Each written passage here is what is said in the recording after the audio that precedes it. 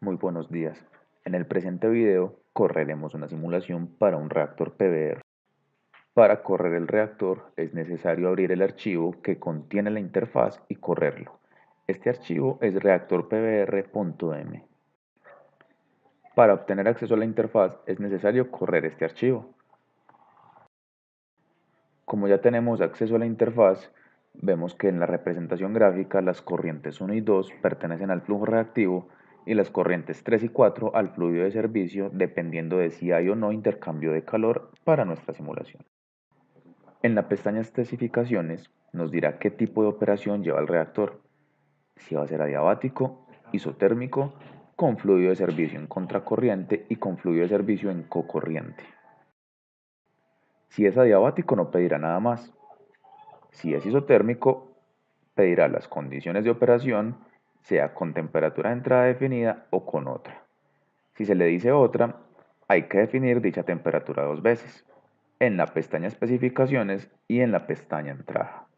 Ahora, si hay intercambio de calor, dependiendo de si es o contracorriente, habrá que definir dos temperaturas distintas. Si es cocorriente, habrá que definir la temperatura de entrada. Si es contracorriente, habrá que definir la temperatura de salida de nuestro fluido de servicio. Asimismo, es necesario definir flujo de salida en contracorriente y flujo de entrada en cocorriente. Y en ambos casos hay que definir el coeficiente global de transferencia de calor. Como ya habíamos asumido que nuestro reactor operará adiabáticamente para este ejemplo, vamos a escoger adiabático. Como ya escogimos adiabático, ahora lo que vamos a hacer es ingresarle las condiciones de entrada en el panel variables de estado y en el panel composición. Estos son los datos que teníamos listados que le vamos a ingresar a la entrada del reactor. Entonces la temperatura será 200 grados Celsius, la presión 1500 kilopascales y vamos a tener un flujo másico molar de 0.0794 kmol por segundo. Como habíamos llamado al flujo molar, en composición nos pueden aparecer dos pestañas distintas. Si va a ser el flujo molar de cada especie en particular o la fracción molar. Para este caso, vamos a manejar fracciones molares.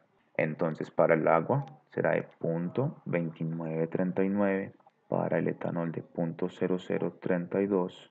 Una vez completamos todas las condiciones, es necesario mencionar que en la pestaña total nos dirá la suma de las composiciones. Como es 1, el simulador estaría operando a condiciones lógicas. Si fuésemos a operar en lugar de fracción molar a flujo molar, habría que escribir el número que aparece en la pestaña total sobre el flujo total si no conocemos cuál es el flujo total antes de determinar los flujos de cada especie. En la pestaña Dimensiones ocurrirán ciertas cosas que valen la pena mencionar. Siempre habrá que decirle al simulador que vamos a utilizar un catalizador. Y ahora hay dos paneles. En el primero hay 3 casillas y en el segundo hay 5 casillas. Para el primer panel, si yo defino dos de esas tres variables, la tercera no tendré necesidad de especificarla, sino que el código me la calculará. En este caso ingresaremos diámetro y longitud para que el reactor me calcule su volumen. Y como pudimos ver, desapareció el volumen, es decir, ya no es necesario especificarlo.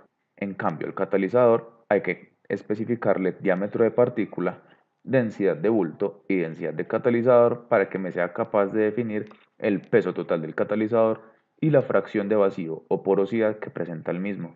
Así ya definimos todos los datos necesarios para la pestaña Dimensiones.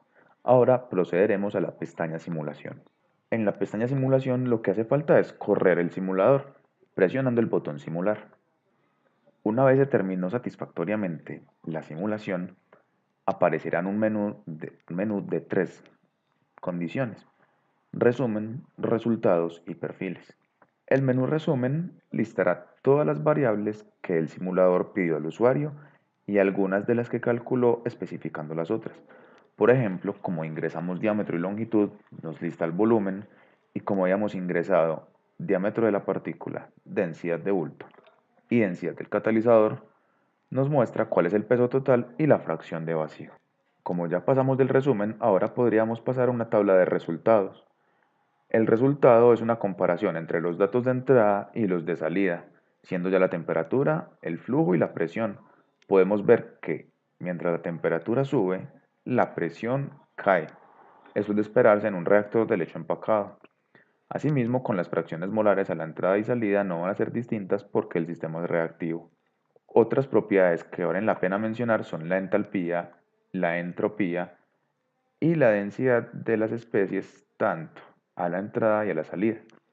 Aquí también podemos ver que se transformó el 99% del etanol, no necesariamente en nuestro producto deseado que es dietiléter.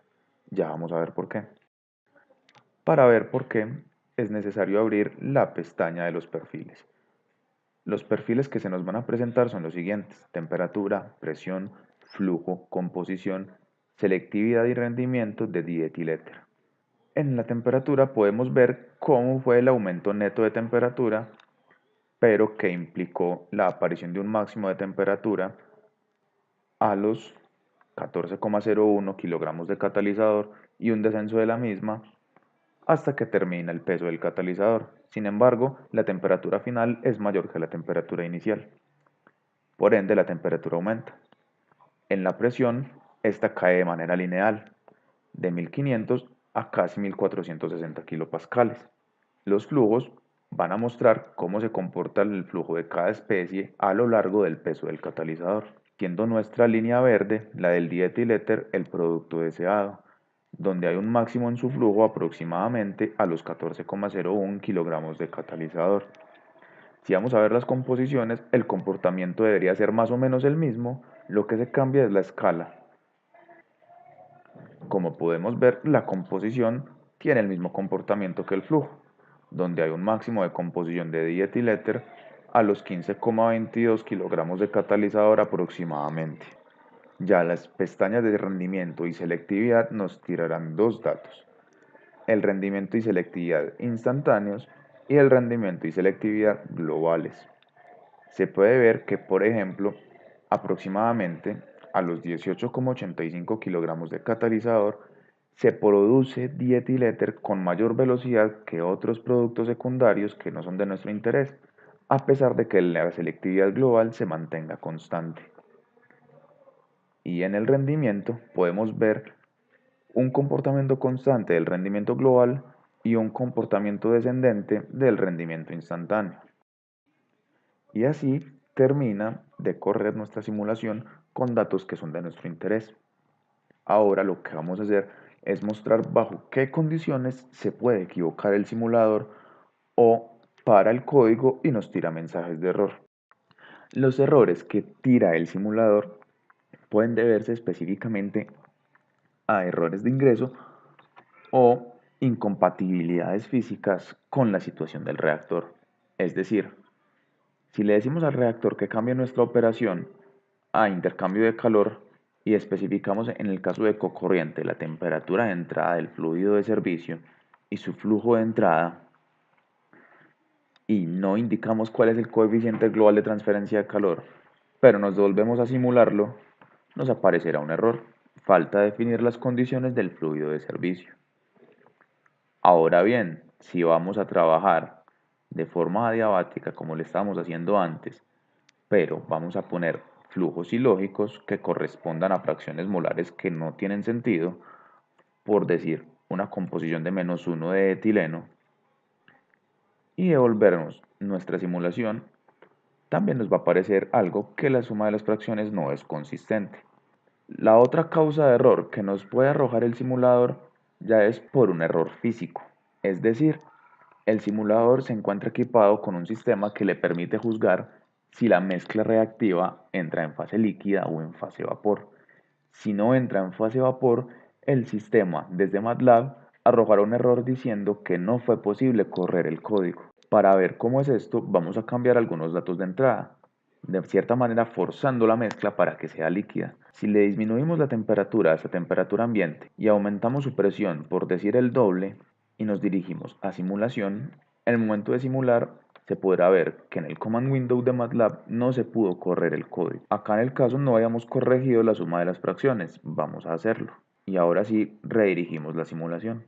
Como se pudo ver, hay un error porque el sistema no es capaz de definir de manera satisfactoria que toda la mezcla se encuentre en estado gaseoso. Y eso fue todo acerca de la simulación de un reactor PBR con una interfaz programada en MATLAB. Muchísimas gracias.